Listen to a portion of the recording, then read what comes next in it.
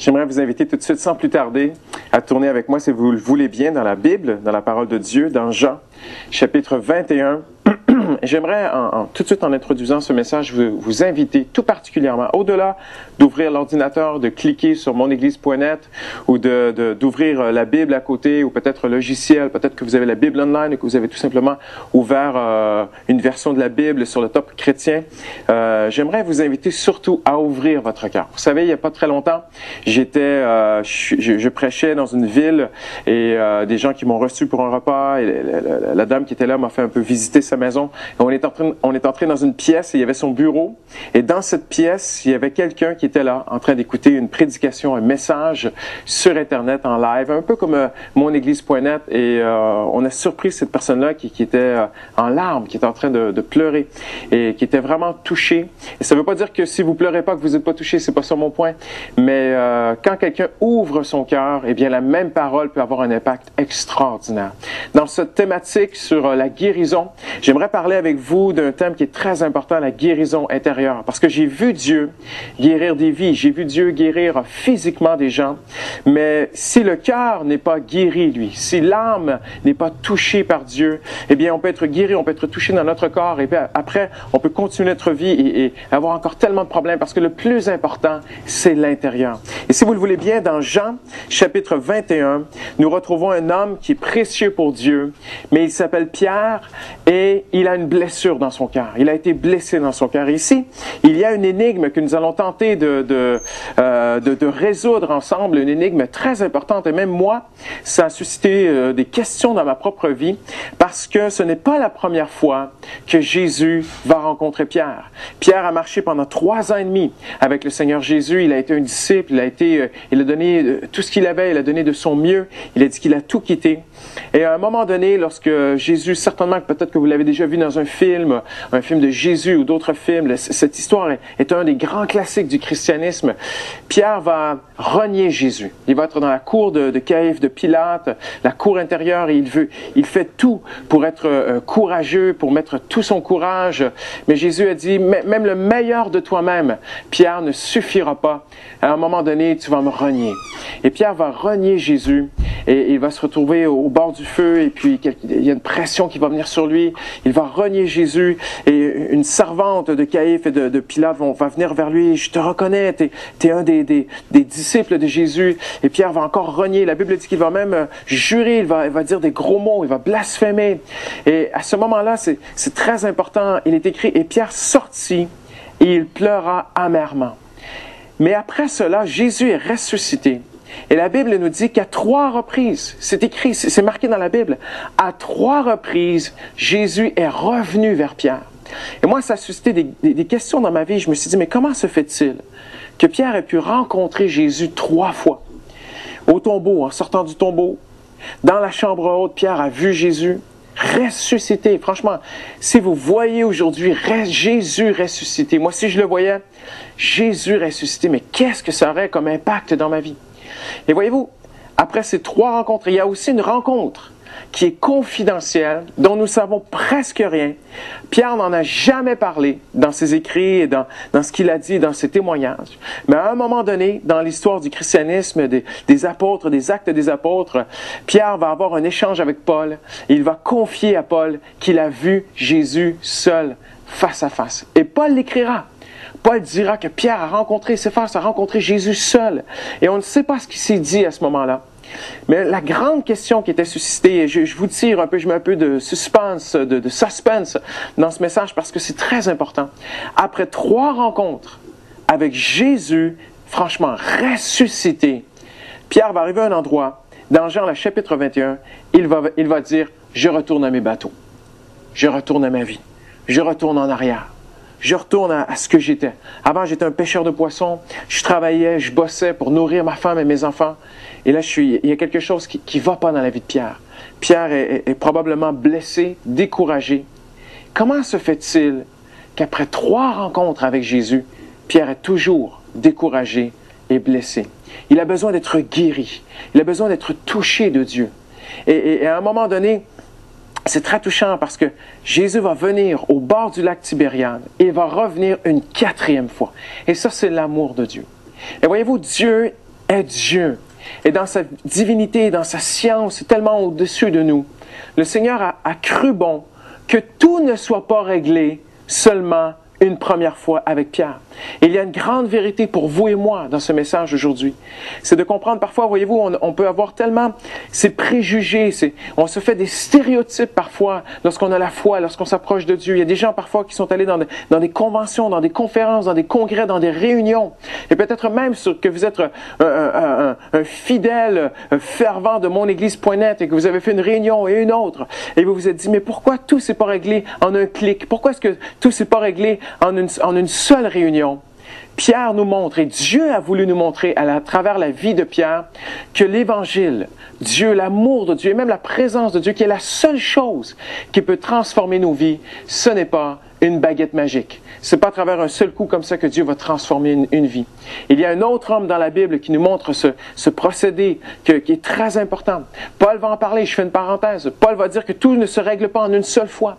Et peut-être que vous êtes là aujourd'hui, vous écoutez ce message, et que peut-être êtes-vous découragé de vous-même et vous dites, mais Dieu m'a touché dans le passé, j'ai rencontré Jésus, j'ai vécu des moments avec Dieu, j'ai été dans des réunions, j'ai investi, je suis allé dans une colo, j'ai été à ce moment-là, j'ai des souvenirs dans ma vie où je me suis tenu devant Dieu et j'ai été fortement même touché de la part de Dieu. Comment se fait-il que tout n'est pas réglé dans ma vie? Comment se fait-il que Pierre, après 3 rencontres avec Jésus, il est encore blessé? Parce que nous sommes certains que Pierre était bloqué face à l'avenir parce qu'il était blessé. Pierre était bloqué face à l'avenir. Quand il a dit « je retourne à mes bateaux », moi j'ai cette conviction que Pierre s'est dit « oui, Jésus est ressuscité, oui, Dieu m'aime, oui, j'ai rencontré Jésus personnellement dans ma vie, mais ce que j'ai fait, j'ai renié Jésus, il était tellement déçu de lui-même, il a dû se dire « c'est merveilleux, Jésus est ressuscité, il va monter au ciel, mais moi il n'y a plus d'avenir pour moi. » Qu'est-ce que Dieu maintenant peut faire pour ma propre vie personnelle? Et Pierre se dit, je retourne à mes bateaux. Et voyez-vous, Paul enseigne que nous sommes appelés à grandir avec Dieu de gloire en gloire. Ce n'est pas spontané la vie chrétienne. Ce n'est pas une baguette magique comme j'ai dit. Les choses ne se font pas avec Dieu tout d'un coup comme ça. Ça se fait progressivement. Et Dieu va prendre un homme dans l'Ancien Testament qui s'appelle Daniel. Et voyez-vous, ce que Dieu a fait à travers les prophètes, c'était parfois très spectaculaire. Mais la Bible nous enseigne que c'était pour nous qui vivons aujourd'hui, en cette année, en ce 21e siècle. Et Dieu a pris Daniel, qui était effondré devant Dieu. Dieu s'est manifesté à lui, Daniel chapitre 10. Dieu s'est manifesté à lui, Daniel était effondré. Et Dieu était là. Et ça représente votre vie et ma vie. Vos blessures et peut-être même les blessures de ma vie. Devant Dieu, nous sommes effondrés. Et Dieu a touché Daniel une première fois. Et Daniel s'est tenu sur la paume de ses mains et sur ses genoux. Mais ce n'était pas suffisant. Après, Dieu a touché Daniel une deuxième fois. Et la Bible dit, Daniel dit qu'il se tenait debout, mais fragile et fébrile. Et peut-être que c'est vous aujourd'hui. Peut-être que vous vous tenez devant Dieu. Dieu vous a touché dans le passé. Vous étiez effondré devant Dieu. Dieu a commencé à guérir dans votre vie. Dieu a commencé à travailler dans votre vie. Mais vous vous tenez aujourd'hui devant Dieu et vous dites, je me tiens devant Dieu, mais je me sens fragile. Je me sens fébrile. Et Jésus va s'approcher. Pour moi, c'est Christ. Dans l'Ancien Testament, c'est indéniable. Et Christ va s'approcher de Daniel. Et la Bible dit, il va le toucher une troisième fois. Il va lui dire, sois fort. Et Daniel va répondre à celui qui est devant lui. Il va dire, maintenant tu peux me parler, tu m'as fortifié.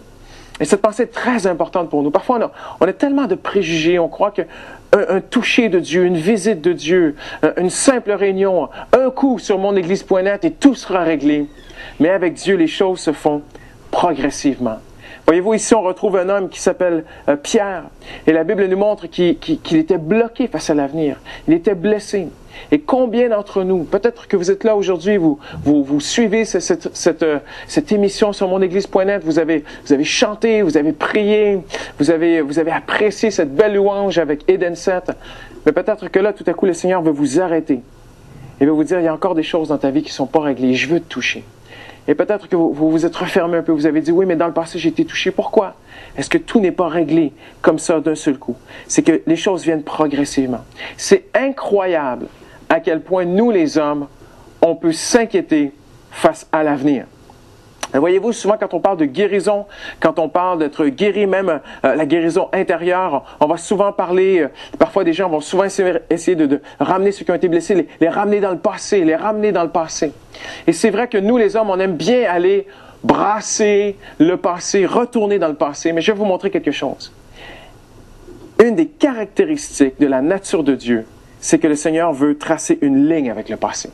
Et il veut nous amener maintenant à regarder en avant. Pierre était un homme qui s'inquiétait. Et Pierre vous représente vous, il représente moi. À un moment donné, il s'inquiète de l'avenir, il pense au passé, il s'inquiète de l'avenir. Il va dire à Jésus, oui, mais nous avons tout quitté pour toi. À un autre moment donné, il va être dans une barque, il va s'inquiéter du pain et des poissons qui ont déjà été multipliés. Et la Bible dit, ils n'ont pas compris le miracle des pains et du poisson que Jésus avait multiplié tellement, et ils s'inquiétaient encore pour leur vie. Et Jésus leur dit, avec amour, croyez-moi, mais Jésus leur dit, vous n'avez pas compris le miracle des pains et du poisson. Et Jésus veut leur montrer, je peux prendre soin de toi. Je veux t'amener à regarder en avant. Je veux que tu arrêtes de regarder en arrière. Et voyez-vous, c'est très important pour nous de comprendre ça. Jésus vient et il veut tracer une ligne avec le passé. Je vais vous lire un simple autre verset. Si vous voulez bien tourner avec moi dans Jean, chapitre 9. À un moment donné, Jésus est sur le bord de la ville de Jérusalem et c'est écrit, en passant, Jésus vit un homme aveugle de naissance. Et notez bien, écoutez bien, à quel point nous les hommes, on est portés à regarder en arrière et ça nous bloque face à l'avenir. Et Jésus, à quel point, lui, il a réglé le passé et il veut regarder en avant. En passant, Jésus vit un homme aveugle de naissance. Ses disciples lui posèrent cette question, Maître ou Rabbi, Maître, qui a péché pour qu'il soit né aveugle? Lui ou ses parents? Voyez-vous encore, il voit un homme qui est bloqué, un homme qui n'a plus d'avenir. Il demande à Jésus, Seigneur, pourquoi est-ce que cet homme est aveugle? Pourquoi est-ce qu'il n'y a pas d'avenir pour lui? Pourquoi est-ce que sa vie est tellement bloquée? Est-ce que c'est à cause de ses mérites? Il a tellement été un homme mauvais que la colère de Dieu est tombée sur lui? Est-ce que les péchés de ses parents sont tombés sur lui? Et c'est exactement cette même attitude que nous retrouvons chez Pierre au lac Tibériade, alors qu'il se dit, moi je retourne à mes bateaux. Il n'y a plus d'avenir pour moi. Oui, Jésus est ressuscité. Oui, je l'ai rencontré. Oui, c'est merveilleux. Mais moi. Et nous vivons, vous les internautes qui m'écoutez aujourd'hui, j'aimerais vous dire ceci. Nous vivons, nous, dans des temps extraordinaires. Dieu, présentement, touche des vies partout dans le monde. J'entends des témoignages extraordinaires partout où je vais. Je vois des gens qui avancent. Je vois des gens qui ont tracé une ligne avec hier. Il y a une ligne qui doit être tracée dans le sable et c'est à la croix. Quand Jésus a dit « tout est accompli », c'est que tout était accompli. Peut-être que oui, vous avez été blessé, mais Jésus est mort pour que vous puissiez regarder en avant. Jésus a pardonné. Jésus a porté l'impact de ceux qui vous ont blessés. Mais maintenant, ce qui nous touche tout particulièrement ici avec Pierre, c'est que Pierre est blessé de ce qu'il a fait. Il est déçu de lui-même. J'ai renié Jésus. J'ai fait mal au Seigneur et je suis bloqué. Je ne peux plus avancer. Et voyez-vous, la croix, elle est là pour que nous puissions regarder en avant. J'ai bien aimé un jour, un homme de Dieu a dit ceci. Il y a le côté mort de la croix, mais peu ont découvert le côté vie de la croix. La croix est une porte, mais il faut traverser l'autre côté. Il faut vivre dans le nouveau jour. Il faut vivre maintenant dans une vie, dans un jour où nous regardons en avant. Et Jésus va arriver dans Jean, le chapitre 9, et c'est exactement ce qu'il va dire. Il va dire, c'est ni lui, ni ses parents. En d'autres mots, il ne faut plus regarder en arrière. Il va dire maintenant, Jésus répondit, ni lui, ni ses parents, mais c'est pour que les œuvres de Dieu se manifestent en lui. Et Jésus ne regardera pas en arrière, il va dire, moi je vis dans le aujourd'hui. Moi je veux regarder en avant. Et qui que vous soyez aujourd'hui, ça a coûté tellement cher à Jésus, à la croix, ce qu'il a payé, que tout ce qu'il vous demande, c'est de tracer une ligne et de regarder en avant. Et quelle image extraordinaire! Jésus va être là, au lac Tibériade. Et maintenant, il faut vraiment comprendre ceci. Dieu ne fait rien pour rien.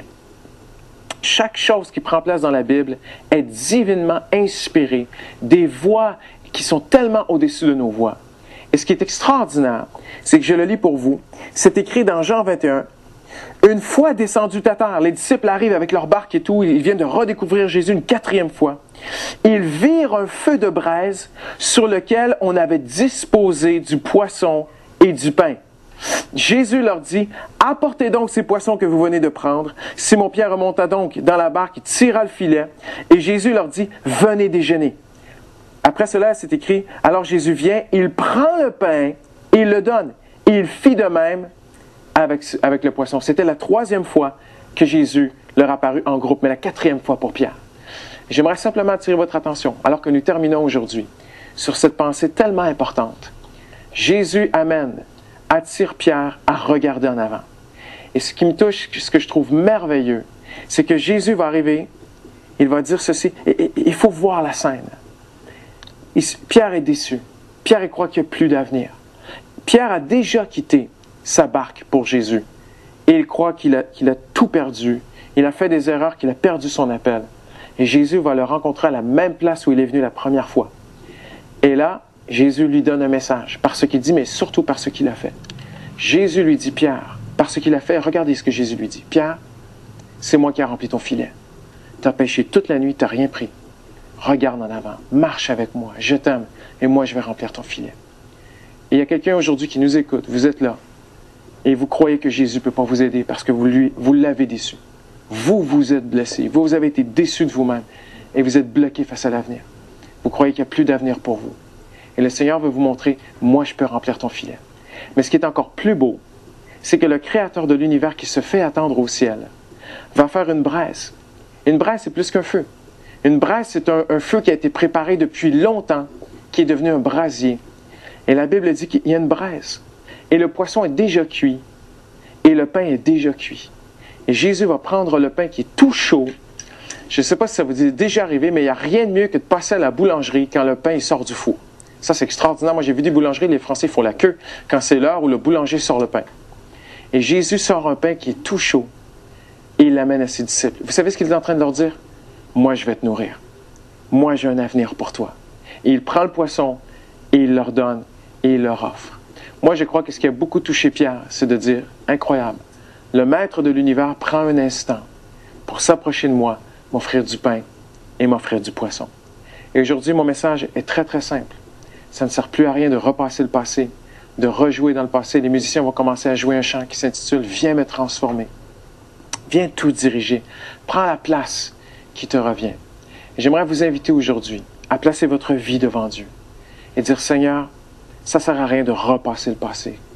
Toujours, constamment, de vivre dans le passé. » Peut-être que vous avez rencontré des gens qui vous ont même usurpé. Quelqu'un est venu vers moi dernièrement, il m'a dit « Christian, j'ai rencontré un conseiller qui tout ce qu'il a fait, il a pris mon argent, il m'a usurpé. Il voulait que repasser le passé, le passé, le passé. » Le passé est fait. Dieu voit l'impact du passé. Mais il veut nous appeler maintenant à regarder en avant. Il dit, maintenant, il faut que tu regardes en avant. Cette maladie n'est pas pour la mort. Ce n'est pas une question de qui est coupable. C'est une question maintenant que Dieu va être glorifié à travers cela. Pierre, c'est vrai que tu m'as renié, mais j'ai un avenir pour toi. C'est moi qui vais pourvoir pour ta femme et tes enfants. Et je vous dis ceci aujourd'hui. Peut-être à travers votre travail, vos études, vous vous dites comment est-ce que Dieu pourrait bénir mon avenir. Je l'ai déçu. Jésus dit non, il faut que tu regardes en avant. Prends ma main, je t'aime, marche avec moi et je veux regarder en avant avec toi. J'ai du pain pour toi. J'ai du poisson pour toi. Tout est déjà prêt. Tout est sur le brasier. Le Seigneur a un avenir pour vous aujourd'hui. Il veut guérir votre cœur par cette simple révélation. La Bible dit, ils connaîtront la vérité et la vérité les rendra libres. Alors aujourd'hui, j'aimerais prendre un instant avec vous pour prier. J'aimerais prier pour vous. Je crois qu'on peut vivre ensemble un beau moment. Si vous le voulez bien, je vais prier. Les musiciens vont nous conduire dans ce chant qui dit « Viens me transformer, viens tout diriger. Prends la place qui te revient. » Après, le pasteur Éric va venir conclure la réunion. Seigneur Jésus, rien n'est impossible à toi, Seigneur. Tu traverses, Seigneur, des distances. Tu traverses les milliers de kilomètres, Seigneur. Et maintenant, tu peux être dans cette pièce, dans ce bureau, dans ce salon, dans cette chambre à coucher. Tu connais cette personne qui est là.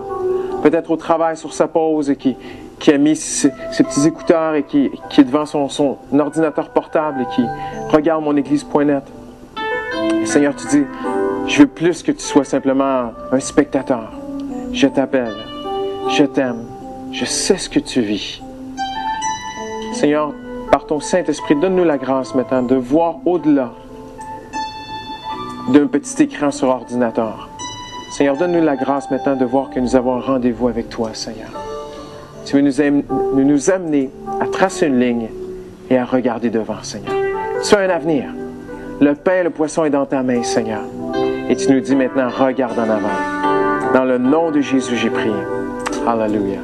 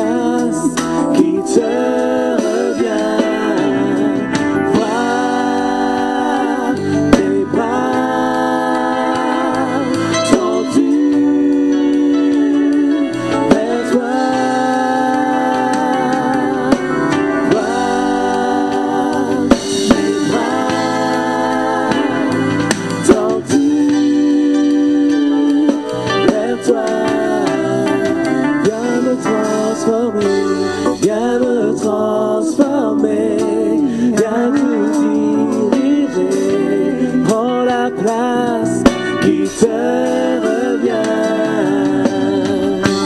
Viens me transformer, viens tout diriger. Prends la place qui te revient.